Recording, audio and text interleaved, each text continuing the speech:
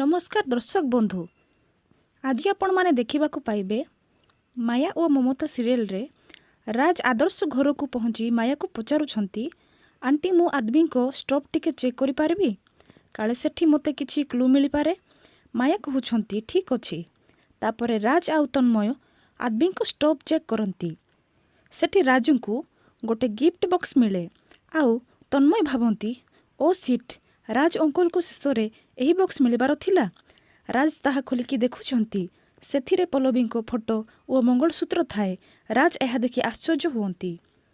तापरे तन्मय आदमी को कहूछि, आरे तू टेंशन नेनी बेबी सिस्टर, पल्लवी चाची राज अंकल को फ्रेंड हेई थाई पारंती।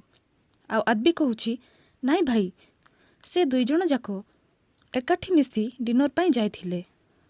पुओ मानक सह सांग हेई एमिति गर्लफ्रेंड माने ही जानती। तापरे तन्मय कहिबो, ठीक अछि मु चेक करुछि से राज अंकल को गर्लफ्रेंड ना नाई। तो दर्शक बंधु, राज कौन सतरे पल्लवी सत जानिबाकु पाइबे? तेबे आपण माने कमेंट सेक्शन रे निश्चय जणांतु।